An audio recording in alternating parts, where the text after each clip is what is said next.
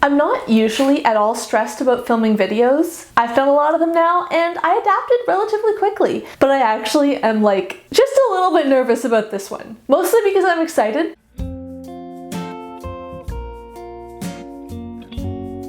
Hi everyone, Rosie here. Welcome back to my channel and welcome to my first ever original book tag. I've done some Googling and I don't think that there is a tag like this yet. I think this is the first reading goals tag. If you've been around my channel before, and if not, welcome again. You will know that I really love book tags that are a bit meta, that are a bit about the behind the scenes stuff or more general discussion-y type things, and that is the type of tag I would like to create. So that is what I have done. It's the new year. I know a lot of people set reading goals at the beginning of the year. I know I did. And I thought it would be fun to talk about reading goals in a more general discussion sense, not just what are your goals sense. Although I'm also loving watching all of your reading goals for 2022. And if you want to see mine, you can check them out up here. My first question is tag some friends. I'm going to tag a lot of people because it's a new tag. I would like people to do it. I would like it to get out there and in circulation, but tag as many or as few as you would like.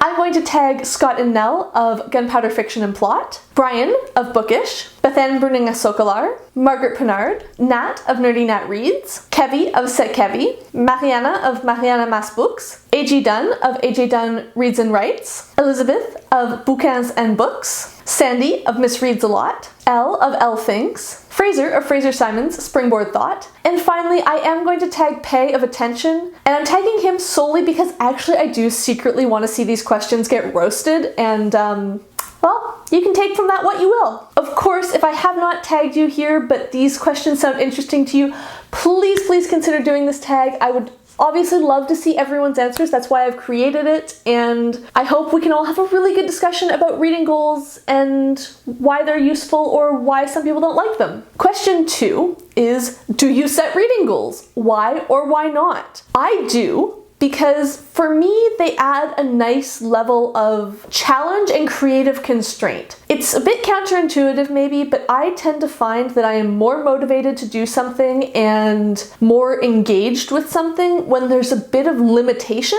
If I just sit down and go, I'm going to read, and I have every book in the world to choose from, I'm a lot less likely to actually read something than if I sit down and go, right, I want to read something from this century or in this language or who knows what the goal is, but in a weird way it makes me more likely to pick up books. So that's why I like reading goals. Question 3. Are your goals things that you absolutely aim to complete or more general themes you want to focus on? I think I fall somewhere in the middle on this front. I do want to achieve all of my goals. I don't set goals that are sort of, I'm saying I'm going to do this, but I never actually will. But also I don't tend to beat myself up too much if I don't meet them. Sometimes a goal sounds like it'll be really good, and then as I'm reading I go, this isn't working for me this year, so I don't feel bad if I don't complete them, but also I do want to achieve them. Question 14. When in the year do you set new goals? I set mine starting January 1st. I know it's arbitrary, and I know a lot of people make some very compelling arguments for setting goals and resolutions at different times of the year, but I do like the clean page, new year feeling, and I want to capitalize on that as much as possible. Question 15.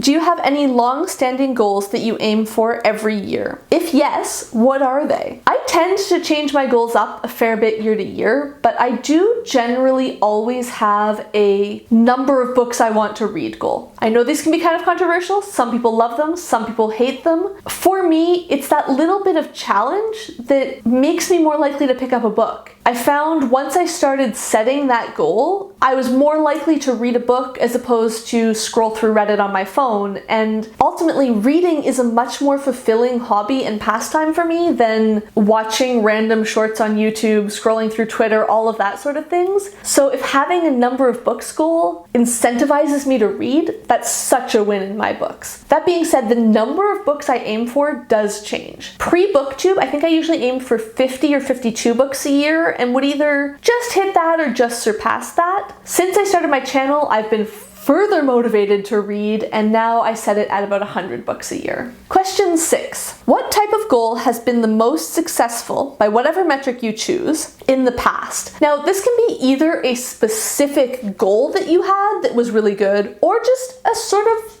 as I said, type of goal. What sort of thing do you generally feel like you actually achieve? It's incredibly trite, but I have had the best luck with goals I was actually excited about. In 2021, one of my goals was to read at least 6 sequels, because there were all sorts of series that I wanted to read. I wanted to read these books, but I wasn't prioritizing them for whatever reason. So I set a goal to do that, and that was amazing. I haven't actually tallied it up yet, but I'm very confident that I read way more than 6 sequels in 2021, finished some series. It was fantastic. And I think it worked so well because these were already books I wanted to be reading. I just wasn't making time for them. So the goal sort of put that in mind and made me think about that when I was setting my TBRs. And the reason it worked is because I wanted to read the books anyways. I wasn't dragging my feet and going, oh, do I have to? Question 7, however, is what type of goal has not gone to plan? What went wrong? For me, that's sort of the exact opposite of the previous question. Goals where I didn't really want to read the books. Goals where I felt like I should read these books, but do I want to? I don't know. To pull a 2021 example again, I had the goal of reading 6 books in French. I think I read 2 books in French, DNF'd a third, and then just completely abandoned that goal partway through the summer. And I think it's because those weren't books I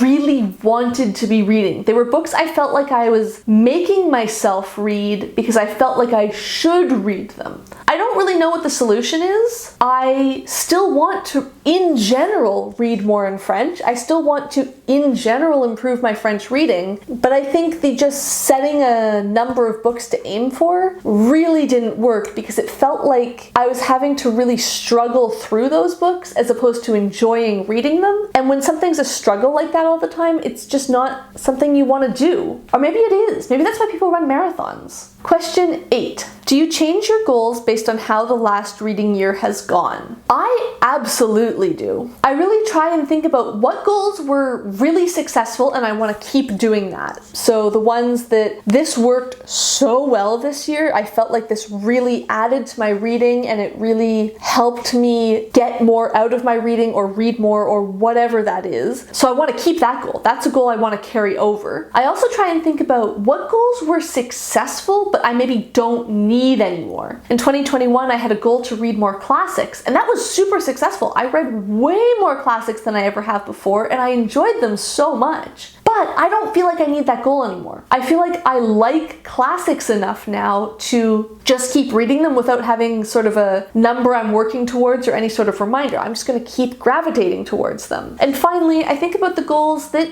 didn't work. What goals did I not meet? Why didn't I meet them? Were they not books I actually wanted to read? Was something about how the goal was set not working? Do I want to try and adapt that for next year, or do I want to just not aim for that at all? Maybe it's something that I was doing because I felt like I should do it, not because it was actually something that was exciting to me. In general, I want to pick the best goals that make me happy and get rid of the goals that just don't work for me, because reading is a hobby for me. I don't do this professionally. I do this because I enjoy it, and my goals should enhance that enjoyment, not take away from it. Question 9. Do you track your reading goals? If so, how? I've been tracking the number of books I read online for almost a decade now. I think 2013 was the first year that I tracked the whole year. In the past, that has been on Goodreads, but starting in 2022, that will be exclusively on the Storygraph. You can follow me there if you would like to see what I'm reading at any given moment. But my more general,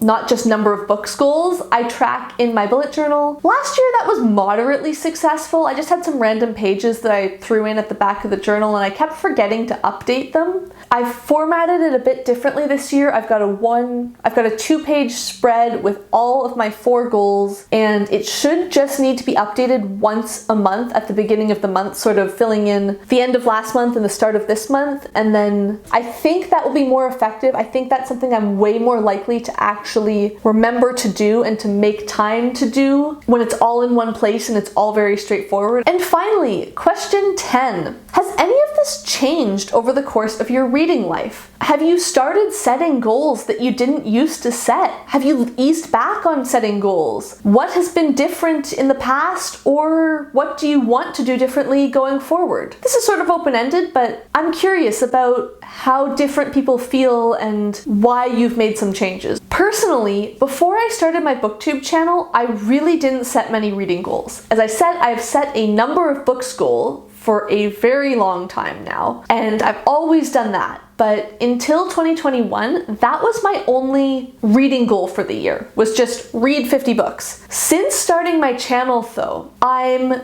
reading so much more than I used to, and I'm also exposed to so many more books than I used to be, that I find it really useful now to have some more granular reading goals, to have some smaller goals of things that I want to work on. I find that to be a very positive influence. I find that I get a lot more out of my reading when I have some goals, when I have some things to incentivize me to pick up certain books or think creatively about what I'm reading in order to fit things into goals. For me, prompts, lists, anything like that, I actually really love that. I don't find it limiting. In a weird way, I actually find it very inspiring. I love having a bit of a challenge to meet with my hobbies. So at least for the foreseeable future, I definitely plan to continue making goals. I think it's been such a positive addition to my reading life. But I would really like to hear your perspectives. I don't have an actual question at the end of this, except to maybe say if you don't want to make your own video, please answer any and all of these in the comments, because I'm really curious about what all of your perspectives are, about how you approach goals in your reading life and what you think about them. And I hope you've liked this video. If you did, please hit the like button down below. If you would like to see more of my videos, please hit subscribe, and thank you for watching.